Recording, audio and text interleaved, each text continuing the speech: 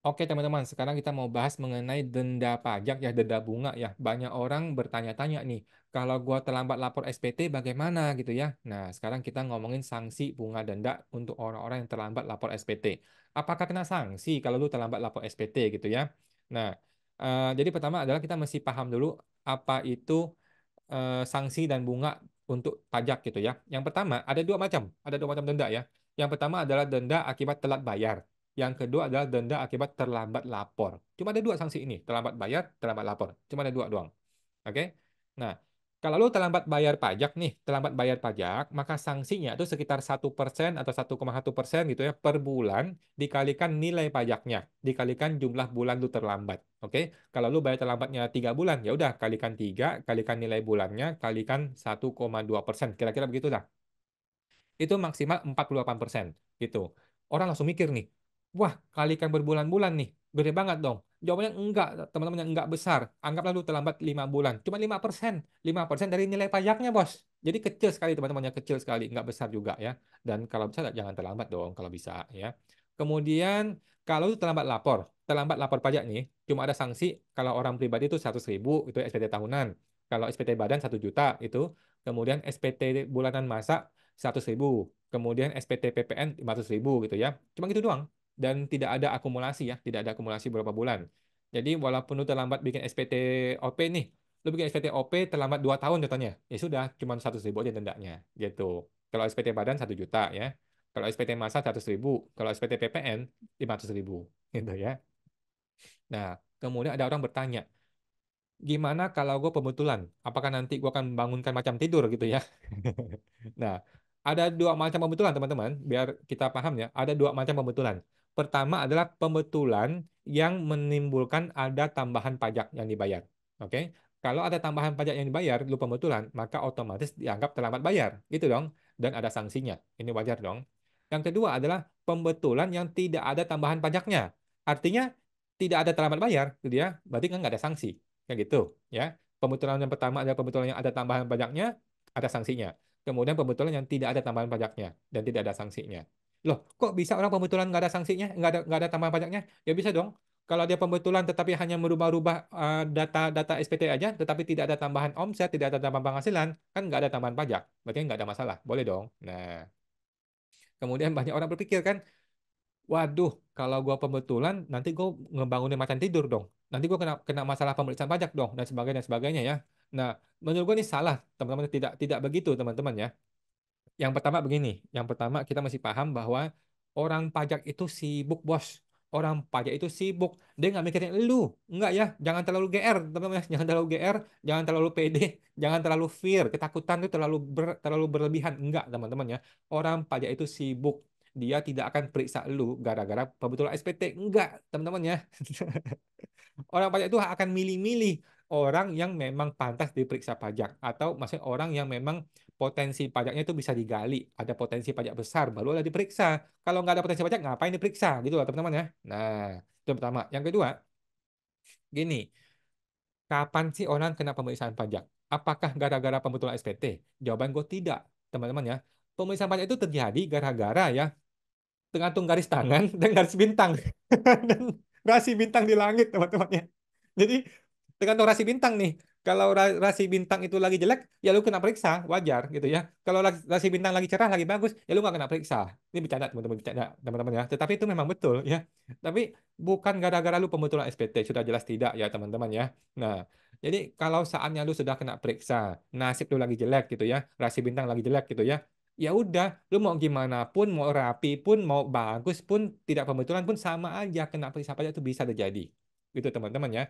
Tetapi kalau nasib lu lagi bagus nih, bintang lagi cerah nih, garis tangan lagi rapi nih, lagi bagus nih, ya udah, nggak ada pemisahan pajak. Walaupun lu lapornya serampangan berantakan juga sama, nggak akan kena laporan pajak gitu ya. Jadi itu semua tergantung garis tangan dan rasi bintang, teman-teman ya.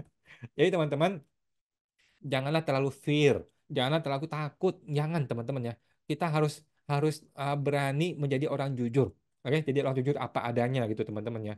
Kalau memang lu perlu pembetulan atau lu mau pembetulan gara-gara ada yang salah gitu ya, demi untuk jadi orang jujur, ya lakukan teman-teman ya. Benerin aja, nggak ada masalah teman-teman ya, nggak ada masalah, benerin aja.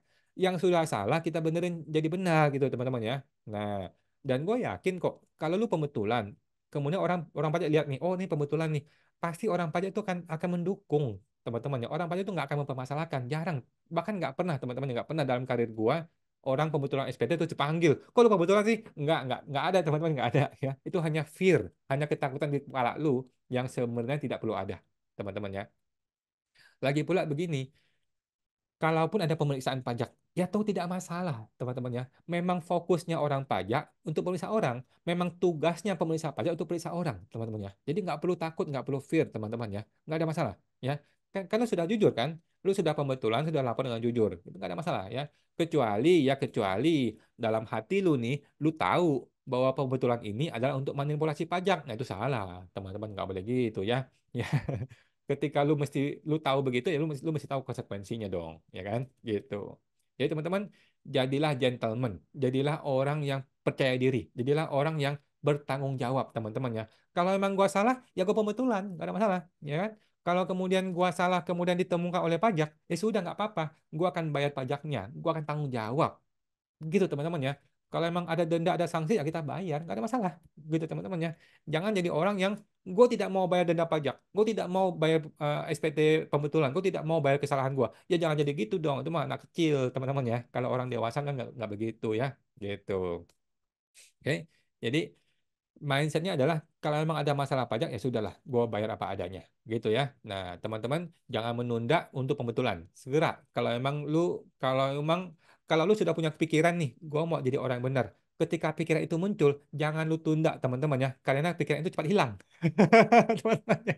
Jangan gara-gara lu fear, kemudian lu mikir mau jadi orang jujur, nggak usah lah, gitu. Jangan teman-teman ya, karena ketika pikiran itu muncul harus langsung lu eksekusi. Karena pikiran mau jadi orang jujur itu jarang, teman-teman ya. Jarang muncul pikiran untuk jadi orang jujur, jarang, teman-teman ya. Langsung lo eksekusi, jangan sampai pikiran itu hilang, teman-teman ya. Lebih mudah untuk jadi orang yang cincai, lebih mudah jadi orang yang tidak peduli, lebih mudah jadi orang yang tidak tidak benar lapornya pajaknya gitu, teman-teman ya. Lebih sulit jadi orang yang jujur. Oke? Jadi ketika pikiran itu muncul, langsung lo beresin, langsung lo eksekusi, teman-teman ya. Nah, jadi kesimpulannya apa?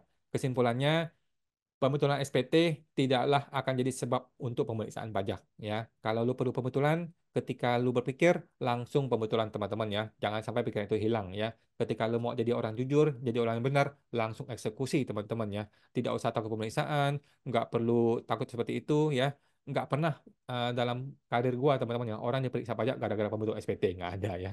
Tetapi anyway, kalaupun ada pemeriksaan pajak, ya udah nggak apa-apa. Kita tanggung jawab teman-teman ya. Kita tanggung jawab, belum tentu ada masalah teman-teman ya. Pemeriksaan pajak bukan berarti ada pajak mesti lu bayar, nggak begitu ya, bisa aja nihil ya. Kalaupun ada ditemukan ada masalah, ya mungkin akan sangat minimum, sangat sedikit potensi masalah yang kena gitu teman-teman ya. Ya, oke. Jadi janganlah kapok jadi orang yang jujur gitu guys. Tetaplah jadi orang jujur, tetaplah berusaha jadi orang yang benar gitu teman-teman ya. Nah, itu kesimpulannya. Dan kita masih mau promo teman-teman ya, buat teman-teman yang belum tahu, kita ada, kalau lu seorang konsultan pajak nih, atau lu seorang calon konsultan pajak, atau lu karyawan, atau lu konsultan pajak, petugas pajak gitu ya, atau lu mahasiswa yang pengen berbisnis di dunia pajak akunting. Nah, gua ada program namanya PKPP, program konsultan pajak pinter, supaya teman-teman berlatih bisnis ya di dunia perpajakan dan akunting, supaya lu bisa menjadi miliarder di era digital ini, teman-teman ya. Di pelatihan PKPP ini teman-teman akan berkembang cara mengembangkan bisnis ya di era digital ini supaya lu bisa menjadi miliarder. Kita ada komunitas eksklusif di PKPP, kemudian ada pembelajaran step by step-nya ya untuk berbisnis di dunia ini. Dan yang paling penting kita akan berjumpa nanti teman-teman di bulan Mei nanti ya. Ada live coaching setiap hari Jumat malam ya teman-teman ya. Khusus di bulan Mei ini nanti kita ketemu. Jadi manfaatkan teman-teman, di masa ini ada promo ya.